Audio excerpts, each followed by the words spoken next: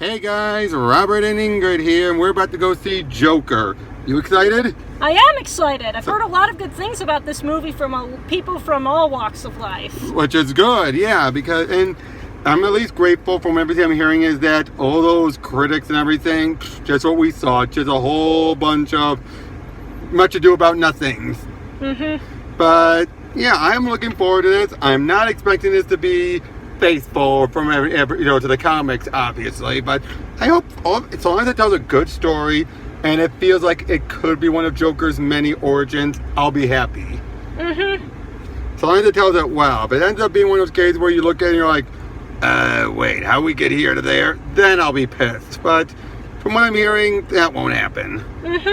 Is there anything you're either looking forward to or you're a little weary of going in? I've heard that it does a lot of excellent black comedy, which is definitely something I'm interested in seeing. Anything you're worried about or weary of? Not really, no. I'm actually pretty optimistic. Same here. I mean, I'll be honest, I'm way more optimistic than I was a long while back when they first announced this movie. That was like, wait, what? Huh? But now it's coming out, I'm like, I can't wait. And I'll be honest, all of you admit it, you were the same way, because I looked, a lot of you guys were all like, oh no, they're going to ruin it, this is going to suck, and now that it's almost out, you guys are all like, yeah! So, don't deny it. So, yeah, we'll see you guys. Hey guys, Robert, Ingrid, we just got out of the movie, and I'll just say right away, 10 out of 10. Perfect 10 out of 10, which is a first for this little show. Exactly. It was perfect. And yet, I'll say this, they nailed the Joker, and yet we're completely off on the Joker. But in a way that's good. You know what I mean? It's like, that's the Joker, but he's not the killer clown Joker we know of. But at the same time, you can see how he gets to that point. It's by the end, but it is basically the deconstruction of a supervillain, which is what Joaquin Phoenix said attracted him to this. You see how he gets there, but it's so real. Yeah, it's just like, I was even remarking, it's just like, one of the first scenes when he's in therapy, it's just like, that feels exactly like the trip to a therapist or a psychiatrist and he calls it out. Like. And he calls it out later. You're asking, every time I come here, you ask the same questions. You don't care. How many times do you ever get that feeling, go to a doctor or whatever? Or not necessarily I mean, I have a pretty good relationship, but I can definitely sort of get why people might be like, have that sort of experience where it's just like, you're going through a checkbox, you don't really care, or you just get offered like this canned advice, or it's just like, oh, you should go ahead and just do a little bit of mindfulness training, or...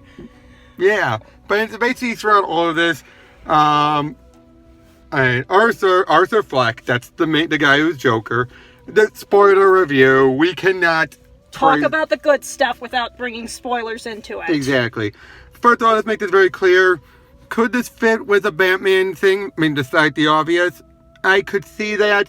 But unless Arthur's younger than he looks, I cannot see this being the same Joker that Batman deals with. He's too old. Would you agree with that, at least? Yes, but at the same time, it's based on how it ends, it's very clear that potentially someone else could later end up taking up his mantle later on. Exactly. Someone else could take the mantle, because basically, and let's just get that out of the way. But yeah, from the start, there's something wrong with Arthur. Yeah. He's on multiple medications. We already know that. Gotham, I believe this is set in the 80s. It feels that way, doesn't it? Yeah, and there's a whole lot of unrest in the city. Yep, there's been a garbage strike for about 18 days. Ugh. Yeah, I mean, and basically you have all this stuff. And the reason why I say 80s, it's so obvious, both in, it's that downturn of pre-Giuliani New York feel, and then you also have a late night show that was a very Johnny Carson-like version with Robert De Niro as Murray. And basically, you always can feel there's something off about Arthur. You know what I mean? It's like something is just off about him. Something's off about his mother. It's just like you always feel something is just off. And that's a good way, though. In a good way, you feel this is off. And they give you all the clues in this for stuff that comes on down the line. Like, he meets this neighbor of his. Nice little bit, just a little joke, like, and then afterwards, you see how she treats them. But afterwards, then you start to see other interactions with her, and it just feels off, doesn't it? It feels too good to be true. It feels like, wait, given how everyone else acts around him, why is she acting so sweet to him? Mm-hmm. Out of the blue, especially. Especially when you have the people like, were you following me? Mm-hmm. It's yeah. Like... Although I did chuckle at the whole, like, thought you were going to rob me. I got a gun. I could do that right now and tomorrow if you want. That was him actually being legit. That was an actually legitimately dark humor kind of joke, which is exactly what I was, what I heard about this movie was expecting, completely delivered on that promise and then some. Exactly, but let's be honest, I think any guy in that situation, if that woman's made that comment, would make that joke. I don't think any woman would rightfully set up that moment. But it was a legit, like, what else are you going to say, right? Yeah. But you have that, and his mother, again, there's something wrong with her, and basically, again, the spoilers, she's not his mother. We find it out later on, she's not his mother, she adopted him because he was abandoned, which makes some sense, but just feels like there's this disconnect that's always there, doesn't it? Like, throughout the whole movie, when she interacts with him, it just feels like there's this disconnect right there. And she knows something he doesn't, which is she thinks that Arthur is Thomas Wayne's son. Yeah, when you heard that, did you even believe that? Did you think like it seemed too perfect to be believable. It's just like... Yeah, it did. It felt like, oh, this woman is... And sure enough, it was delusional. Here's the other thing. They say Thomas has been built up as a villain in this. It's only in that he's this powerful figure who's... comes off a bit of a jackass. He does. Mm-hmm. But in ways you understand and you actually can sympathize with him with. Like, I would say that I did like the bit with Arthur meeting Bruce. That's midway through after he finds one of his mom's letters, finds the truth out, and he goes see them. I thought that was actually a good little comedy bit, a clown bit, with the magic wand. He's like, woo, nothing, woo, nothing, hands it to Bruce, it droops. Did you see that? It drooped? Yes, I did. And he's like, whoop. And it was like, again, that was a good bit. But then once he reached through the fence and touched it, it made him smile. Arthur, what the hell? But again, you could definitely tell he's good at being a clown. Mm-hmm. Not great at being a clown. And that's the other thing we should get out of the way. He has a condition that makes him laugh at the worst times. And I do like how he has a card, because I think that is something that you would want to give someone in that situation, wouldn't you? Yeah, that's actually something that happens in the real world. Exactly. If you in his case, he'll just start bursting out laughing. He'll just like, here, and it's like... It's like, hey, sometimes people actually do have verbal or physical tics like that. Now later on, though, when this happens, and he doesn't have his card on him, because I know the woman he gave on the bus did not give it back, even though it said to, after he gets fired from his job, because let's rephrase it. Let's go in order. Mm-hmm. The beginning, he gets attacked. It's in the trailer. He's being a sign spinner. He gets beat up by a bunch of thugs, and then afterwards, one of his coworkers gives him a gun and says, "Defend yourself." You saw what happened next, and I left the theater for a moment to go to the bathroom. What happened next? The hospital. What made him lose his job? Basically, he was sort of like entertaining at it, and I think he might have gotten the false impression from a previous scene that, they laughed at that particular off-color joke that I made. Maybe I should make this gun part of my act. And it kind of fell out of his coat in the middle of a children's hospital. Oh, no! And then, it's just like, that's definitely not something you should be bringing there, but it's just like... He got fired for it, right? Uh-huh. Yeah, he gets fired. And then, again, there were some jokes where he does something that's legitimately funny if dark. Like, and he says, "Oh, I forgot to punch out," and punches the punching clock. Yeah. And granted, he punches a few more times to make it fall off, but still, you're like, boom. It's like, yeah, if you were going to quit, you do that, wouldn't you? Like, that's in defiance. Yeah, just one little piece of, just one little piece of petty revenge. Exactly. And then, of course, don't forget to smile. Strikes out the forget and just says, "Don't smile." Again, that's funny, too. But Afterwards, a little bit beforehand, he's on a subway train, and these 3 Wayne Enterprise employees just harass him. In self-defense, he shoots 2 of them and wounds the other. Then he shoots the other one in cold-blooded murder. Yeah, it's just like the first couple shots you can tell is a clear self-defense, and then at that point, he just crosses the line, and it's just like... Especially after he shoots him, like, he starts walking up to him and shooting him. You're like... You sort of reach that point of no return. Now, to be fair, given he should not have had a gun, and these guys, even the one guy, could spin it saying, we didn't do nothing, he shot us. Who's going to believe him? Mm-hmm. So again, I don't know if that was going through his mind, but it probably was in the back of his mind, auto-playing his actions. Oh. Hold on. Hold on a second. Sorry about that.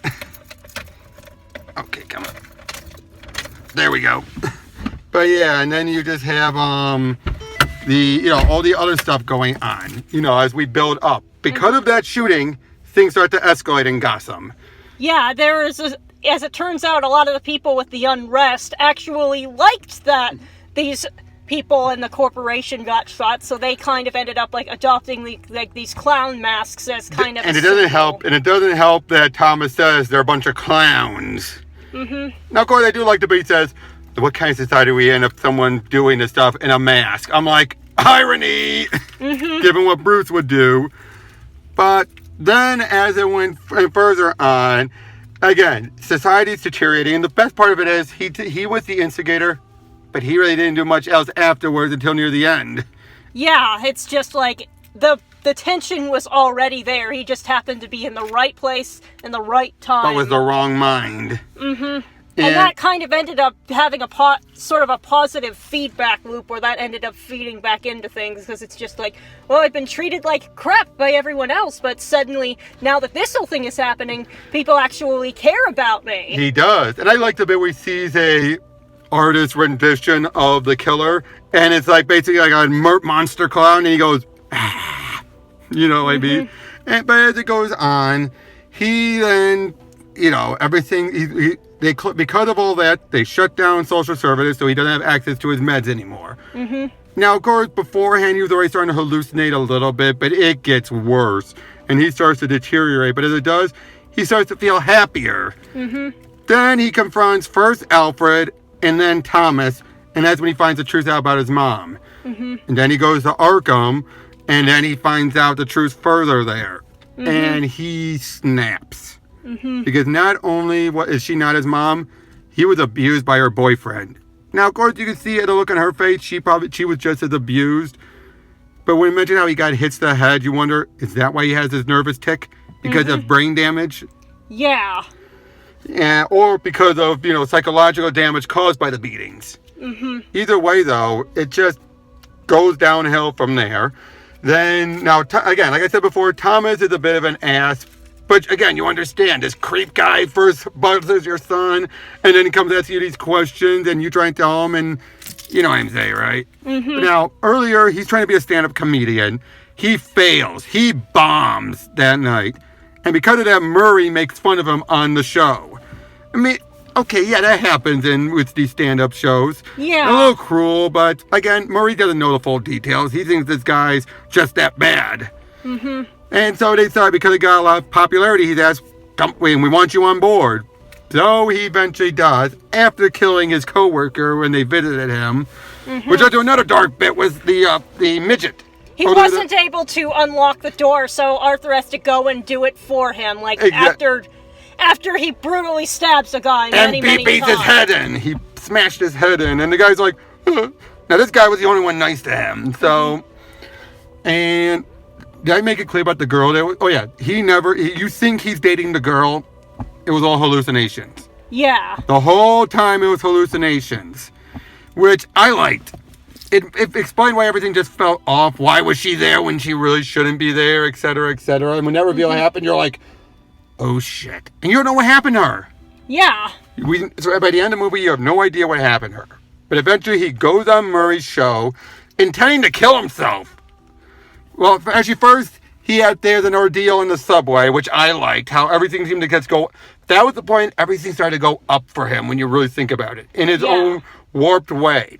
A riot caused beating up these two cops that were bothering him, things like that. And finally he gets on board the show, and Murray was an idiot the whole time, wasn't he? Yeah, he was pretty tone deaf the whole time. I know, but yeah, he gets him on board, and then I do like how he tried to control the situation. Mm-hmm. You know what I mean? You could definitely tell he was trying to keep the situation under control during, once he realized, oh great, I got a psycho in my studio. Then finally, he gets shot right on television. And right then and there, Arthur is taken in by the cops. But then a riot breaks out because of his actions. He confessed to everything, all that happens, and then during the riot, the Waynes are killed. Mm-hmm. Which I'm like, oh no. I mean, you knew it was coming. Yeah. But still. And then Arthur is praised by everyone. And you can tell he feels like, I finally found my calling. Especially once these cops said, hey, it's not funny. They're doing all this because of you. I know. Isn't it great? You know what I mean? That moment, it's like he realized, this is why I was here. That's what it feels like, doesn't it? It feels like this is why I was brought on board. Brought to this earth. Was to bring this. And the funny thing, he even says, I'm not into politics. Mm-hmm. That's what I love best was, he's doing all this without meaning to do it. Yeah. And in the end, he's locked up. But, again, who knows what's going to happen. But the one thing I like best about this movie was, this Joker did what no other Joker's ever done.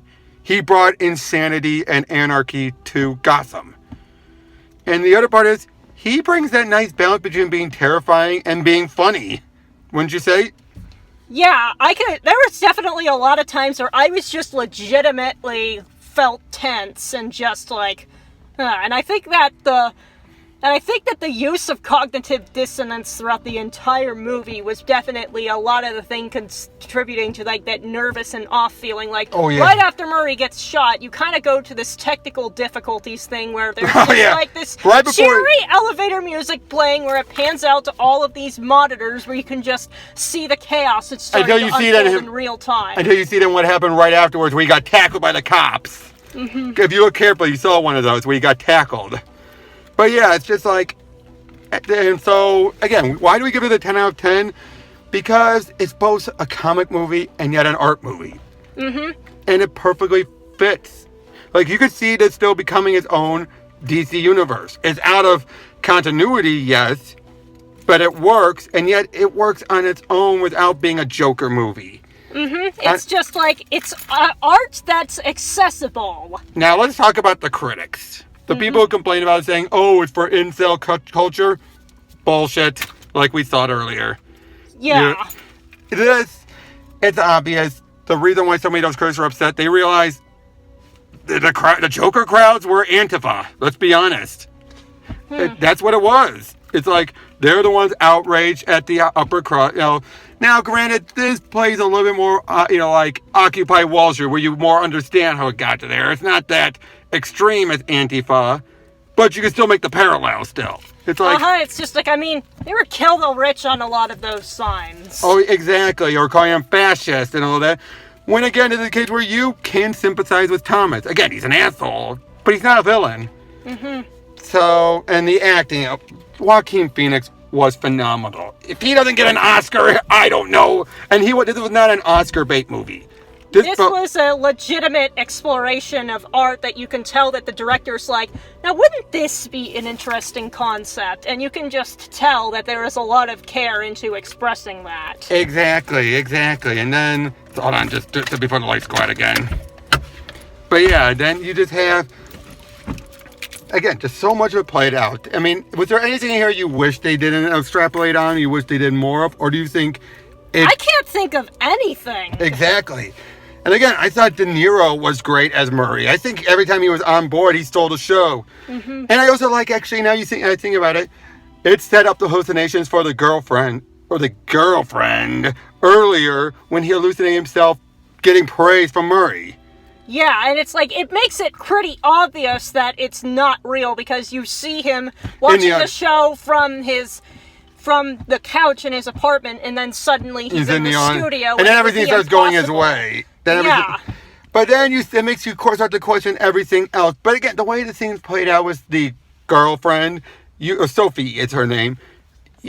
Part of you feels like, is this real? And at first, it feels, that very first time, you feel like it's off. But who knows? Maybe she's being sweet to him. As it went further, though, and she started being places where she really shouldn't, then you realize, like, wait, what? Mm-hmm. And then, like, after he started bombing at the stand-up, he then started imagining applauses. Things like that. And it's just like... But the thing is of it all is... The fact is, the whole point is that what happens when someone who has mental issues doesn't get the care he needs. Mm-hmm. That's what happens here. And it turns out... And unfortunately, it seems to be happening more and more these days. You have these people with mental issues who are given this political platform, whether they are intending it or not, and it will cause anarchy. Because you shouldn't bank your movement on someone with mental issues. Would you agree with that?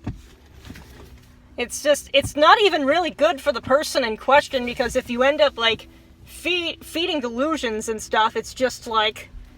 Which no one thought they were doing that to Arthur, at least, when they were doing it. Some were trying to help him, others were not, and it just snowballed.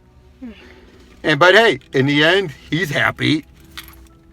Whether that's good or bad, it's obviously bad, but, So, but at least we know Gotham will eventually get Batman, and it'll set things right. But, yeah, there's just so much to love about this, but it's so hard to put into words. Wouldn't you agree? Yeah, it's just like, the movie kept a pretty strong feeling throughout the whole thing. It did, it really... Whether you were feeling secondhand shame, whether you were feeling secondhand embarrassment hard, whether you were just feeling shivers up your spine as things really started to descend into madness. Exactly, and again, did this feel like I said before, did this feel like a comic book movie? Not really, would you agree? No, it's definitely going a little bit too serious for the territory of a comic book movie. Yeah, but I will say this did what even Dark Knight did not do. It gave us a realistic Joker. Because this is how you do it. It's a person with mental issues. His Joker laughy. Nope, it actually sounds like a person with mental issues. You know what I mean? That type of laugh. That laugh, it sounded like you thought he was crying at first. Yeah, you couldn't really tell if he was laughing or crying, and it's like, yeah, that's a verbal tic is can be very common for stuff like this. But here's the other thing I also realized. It just dawned on me. When he was on his meds, he was miserable. When you think about it, all we saw him in the beginning, he was on his meds. And he was in the shitter, basically. He felt like, everything, like you could tell it was just bothering him. Mm-hmm. And then when he was off his meds, he felt good. I don't know what that says. Do you? The thing is that can actually happen if you're somebody with bipolar, because the mood stabilizers they'll help blunt the depression, but they'll take away the more good feeling of the manic phases too, which is why sometimes they struggle to take their meds, because sometimes it can just end up leaving you feeling like, just kind of flat. And in his case, it was schizophrenia, which is worse. So, yeah. So, we can go on and on about this movie, but I think we've said enough. I definitely say go see it. See it. I mean, I'm definitely going to get this when it comes out on video. First week. And, yeah. 10 out of 10. It was just that perfect. And yet, like I said, it was a perfect movie in so many ways. And, actually, I don't know how else to phrase it. But I feel a little like Arthur right there. All right, so, well, catch you all later. See ya.